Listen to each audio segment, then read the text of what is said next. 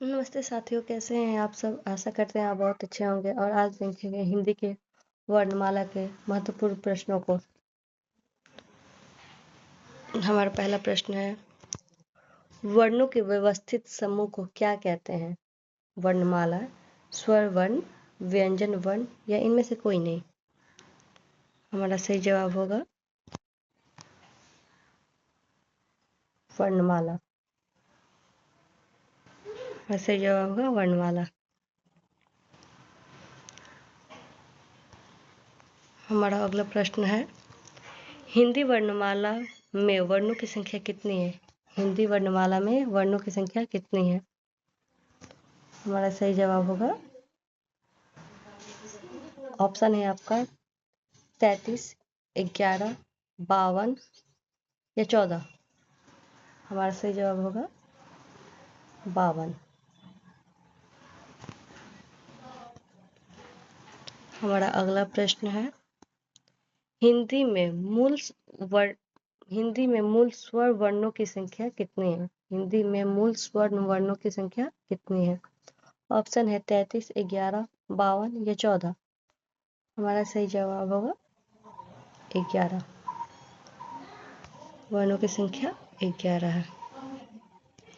हमारा अगला क्वेश्चन है, हिंदी में अयोग्यवाह की संख्या कितनी है। हिंदी में अयोग्यवाह की संख्या कितनी है। 4, 11, 2 या 14। हमारा सही जवाब होगा 2।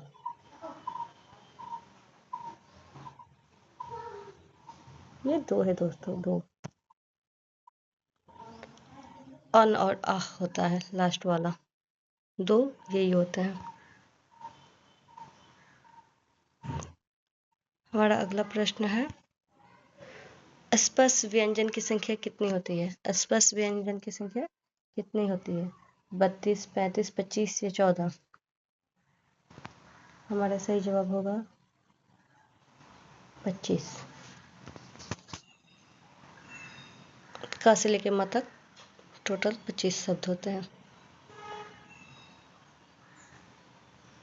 हमारा अगला प्रश्न है, निम्न में अत्यस्त व्यंजन कौन कौन है। निम्न में से अत्यस्त व्यंजन कौन कौन है।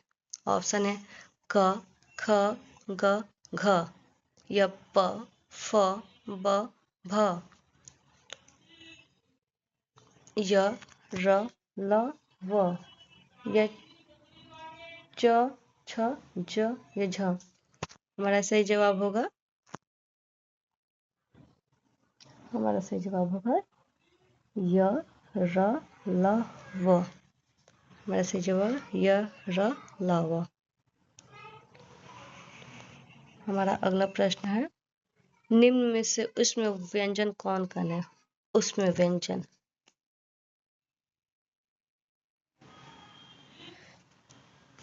स, तालाबे सम, दंस, ह। प, फ, ब, भ य, र, ल, व च, छ, ज, झ। हमारा सही जवाब होगा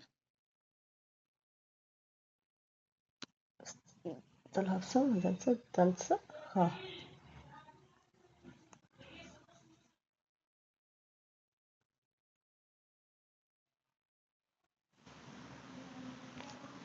हमारा अगला प्रश्न है, निम्न में द्विगुण व्यंजन कौन कौन है। निम्न में द्विगुण व्यंजन कौन कौन है। क, प, य, ध। हमारा सही जवाब होगा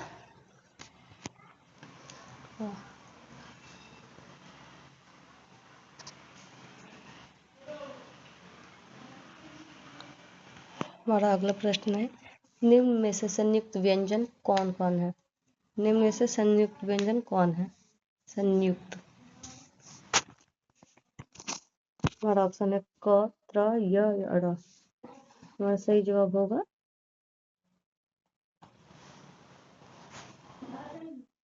त्र।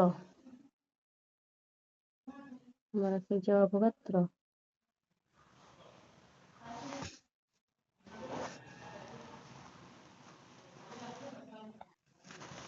हमारा नेक्स्ट क्वेश्चन है, निम्न में अमात्रिक शब्द कौन है? अमात्रिक शब्द, अमात्रिक से यह स्पष्ट हो रहा है कि कोई मात्रा नहीं लगा होना चाहिए। कोमल, गगन, कृष्ण या राम? हमारा सही जवाब होगा गगन। हमारा सही जवाब होगा गगन। हमारा अगला प्रश्न है, स्वर्ण वर्ण का दूसरा नाम क्या है? स्वर्ण वर्ण का दूसरा नाम क्या है? या इसका ये भी हो सकता है कि संस्कृत में स्वर्ण वर्ण को किस नाम से जाना जाता है, ये भी क्वेश्चन आता है। अच, हल या दोनों या कोई नहीं? हमारा सही जवाब होगा अच। अच हमारा सही जवाब होगा। हमारा अगला क्वेश्चन है, निम्न में से दीर्घ स्वर्ण नहीं है। निम्न में से दीर्घ स्वर्ण नहीं है। अ, आ, बड़ी ई, बड़ा ओ। हमारा सही जवाब होगा अ। ये छोटी है अ। एग्जाम्पल से ये स्पष्ट हो रहा है कि बड़ा वाला स्वर कौन है। हमारा अगला प्रश्न है, निम्न में से लुप्त स्वर कौन है? लुप्त मतलब जो कम यूज में आते हैं, कम नहीं ना के बराबर हम लोग यूज करते हैं। इसका वर्ड, इसका यूज संस्कृत में होता है, हिंदी में नहीं होता है। अ, आ या ओ या उ, बड़ा उ। हमारा सही जवाब होगा ओम। इसे ओम बोलते हैं। हमारा अगला प्रश्न है,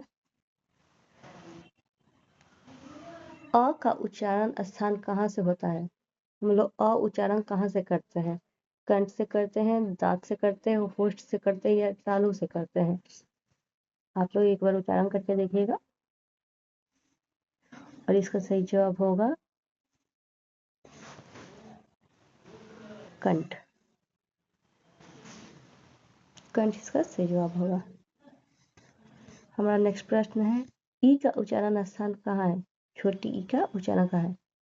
उच्चारण करके आप लोग देखिए और बताएं। कंठ, दंत, होष्ठ, तालु? हमारा सही जवाब होगा होष्ठ।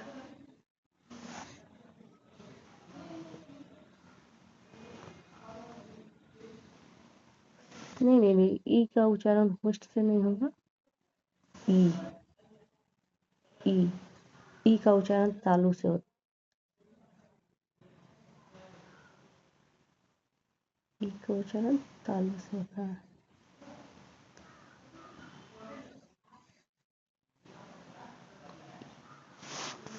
हमारा अगला प्रश्न है,